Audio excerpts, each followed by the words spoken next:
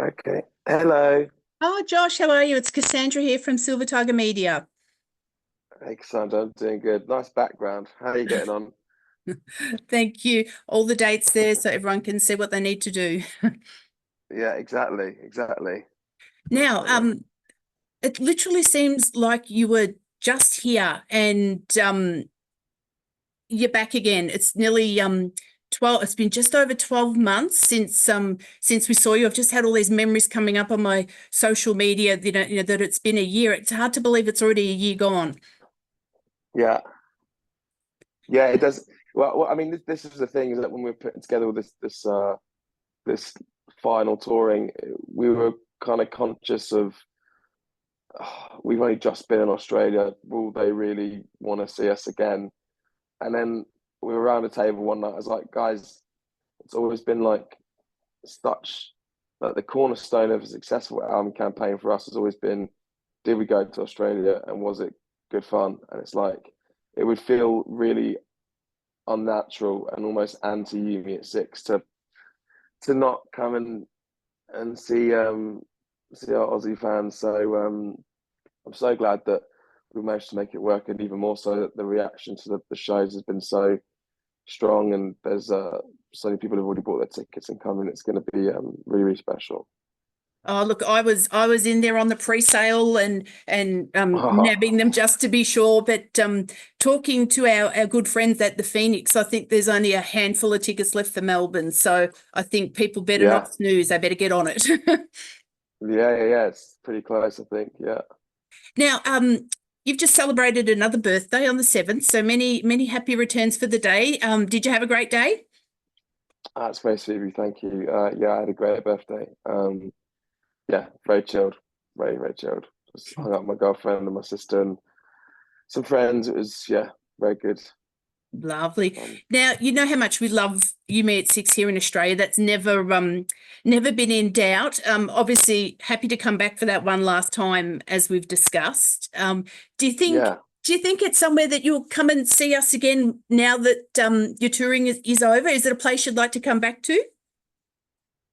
So I've been talking about a trip for about 15 years, ever since we met the guys in Parkway, about going and seeing Byron Bay and doing that with them properly. And the amount of times that me and Luke have spoken about it and I've not done it. So at some point I'd like to come over with my fiance and you know go and just see that part of. I've heard so much about it.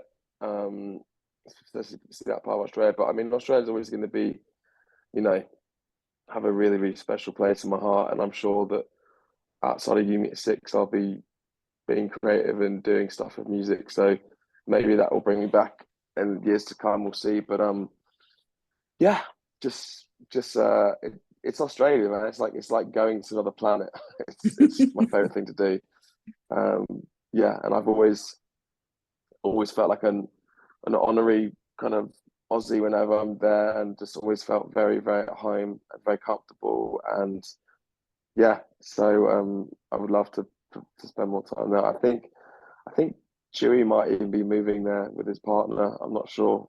Right. There's rumblings about that recently, so maybe he might be moving there. So I'll have a reason to come and somewhere to stay and a reason to come and to visit even more so.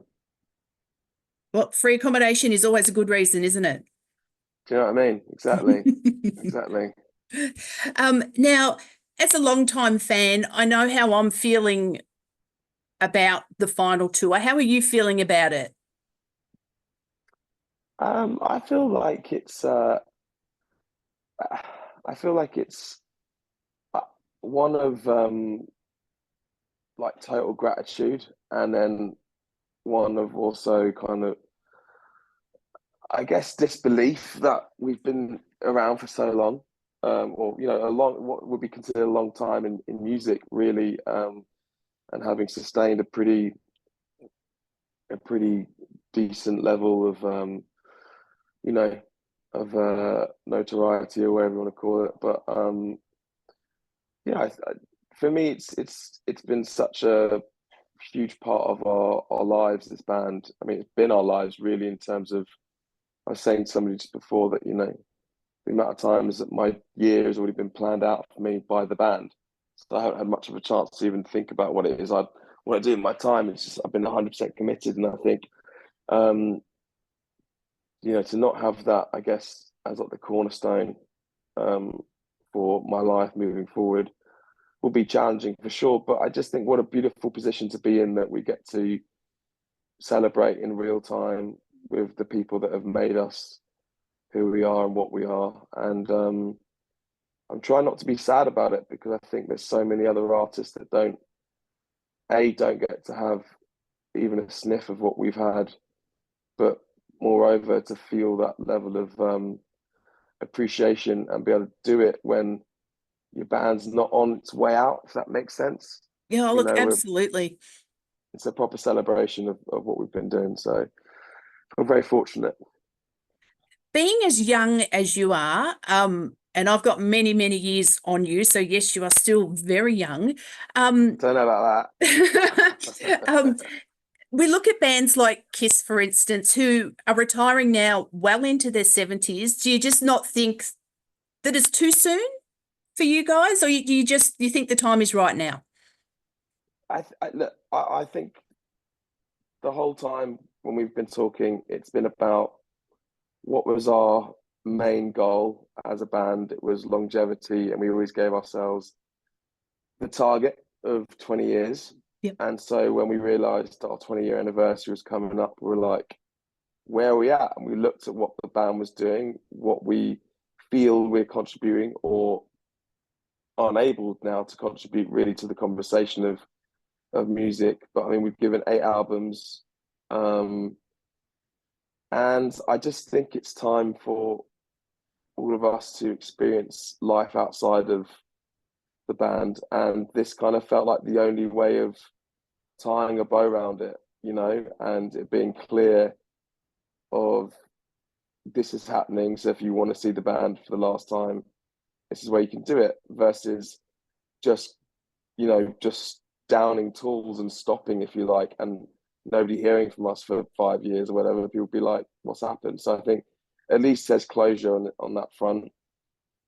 Yeah, and look, And honestly, yeah, sorry, go. and then I was just gonna say, and honestly, if life, you don't know what's going to happen, if in years to come, down the line, it's something that we all feel that is important for us to bring back to life and do again, whether it's under As You Meet Six or something else, I don't know, but we'll visit that. But at the moment, like, there's no doubt in my mind that in order for there to be a balance in the relationship between the audience and the artist needs to be 100% committed and be, turning up properly. And I think I sense there's attention is elsewhere, and that we're all kind of feel like we've given everything we've got right now to this, and we don't want to ever do our audience injustice of turning up and phoning it in, and it not being the absolute priority is us being on that stage. So I think it's a good time, and as I said, it's important for us to be celebrating the lifespan of the band, and being able to do that, arguably right now, probably the most amount of tickets we've sold around the world for a very, very long time, feels really special, and really, really grateful for it. So yeah, feels like a good time. At the end of You Meet Six, what are your plans? What is the first thing that you're going to do when you get that little bit of time to yourself? I'm getting married a couple of months after we end, so I'll be very much focused on wedding mode and stag do and all that sort of good stuff. But I think just it's trying to enjoy a new chapter of life and understand and recalibrate, who I am and who the boys are outside of this wonderful, crazy thing that we've called our life for the last 20 years. So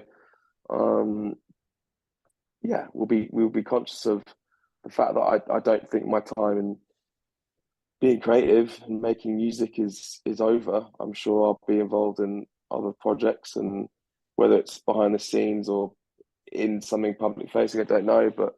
I probably feel that would be the same for a lot of our group. But yeah, for now, this is a story that has an ending, and I think yeah, usually the best stories do have a proper ending. So I'm glad we're getting a sign off in this way. Oh, that's just so lovely. Just makes me so sad at the same time. Like I said, I've been a fan for a long time, and to think that it will be over. But as you said, you may go on to other creative paths, which was one thing I Yeah, wanted to touch on. So you're something that you still entertain, singing or in the music industry?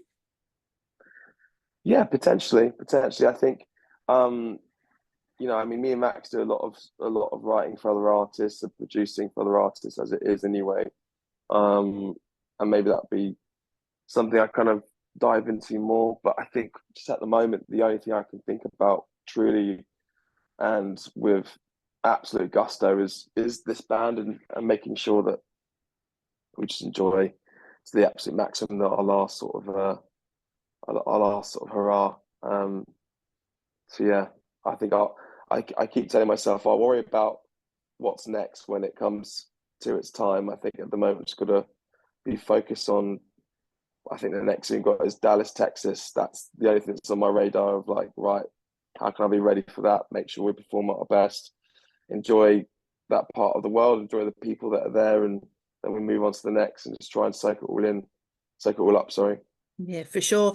Um, any talks of a documentary or anything to highlight this final tour? You've had, ones with Sinners and Cavalier Youth. Do you think it's something you might look at? You'd have lots of footage, obviously, from this final tour. Yeah, no, that has been spoken about. We do have some people in place to come and document it. We're talking to a couple of producers about whether or not we do like a whole thing, if that makes it like a whole piece of art, or if it's just like little clips that go up on the internet. I don't know, but I think it's important to not overlook that, because we'll want it for ourselves selfishly, for years to come, to be able to enjoy it. So I know we're looking at live streaming the final show at Wembley as well. So we're trying to think of people that can't be there, trying to think of how to eventize that and make that proper night. And maybe having made a documentary throughout this whole process, maybe launching it there could be cool. But yeah, just exploring all of those sort of options at the moment. Yeah, look, the live stream, I actually sat in on the live stream of Kiss's final show, and it worked Oh, really, cool. really, yeah, it worked really, really well I've seen them a lot in my life, but just to be able to, from the other side of the world, to watch that final show was really special for fans. And I think that would be really awesome if you did something like that. Yeah, could be cool for sure. Yeah. Yeah, where was that? Where was their last show from?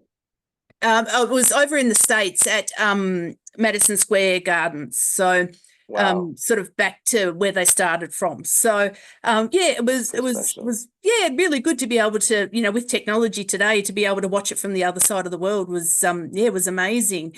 Um Yeah. Now I'm assuming we're going to get a pretty good mix of songs. You've got, this massive back catalogue. How do you go with, you've got so many, amazing songs to choose from. What goes into picking your set list?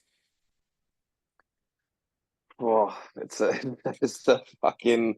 It becomes a bit of a like a mental warfare between us five at this point. No, we look, we've got pretty much like a skeleton of like undroppable songs, if you like, songs like we have to play them and we want to play them, but we Underdog, know they'll be. underdog. Yeah, yeah, exactly, stuff like that, like just songs that that if you didn't play, your fans would be like, what are you on about, like Yeah. what are you doing? So we've probably got about, I'd say maybe between 10 and 12 of that where we like they have to be in the show.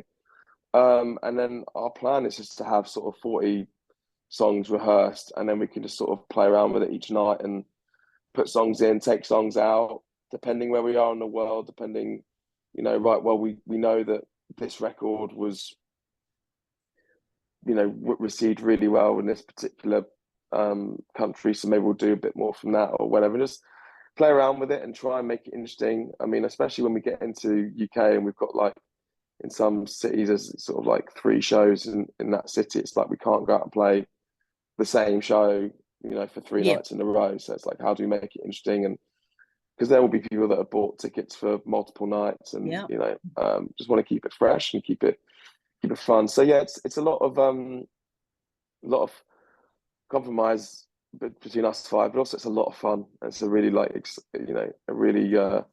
exciting conversation to be having. So I'm sure we'll be putting something together that's really that really kind of celebrates all aspects of the band's 8 records for the Australian tour. We'll make sure that everything's represented, and hopefully give you guys a great show. Oh, fantastic. Well, we'll be happy with whatever you choose. Every song is a good one with You, Me at 6. Thank you, Cassandra. I just like to thank you so much for everything you've done for music, and there's so many memories attached to songs. So thank you so much, Josh, and we will look forward to seeing you in January. I'll have my tissues ready, and bring the tissues. I need some as well. And I will enjoy every bloody minute of this wild ride that has been You, Me at 6. Thank you so much for your time tonight. And which show are you going to be coming to? I'm in the Forum, Melbourne, so I will be there. Okay. I'll give you a little wave from up the front. Yeah, well, let's make sure that we organise something with AJ or whoever's put together today, and we'll make sure we say hello to each other in person when we're there. That'd be wonderful. Thank you so much, Josh. Enjoy the rest of your day, and we will see you in January. Thank you, darling. Take care of yourself. Bye. So bye.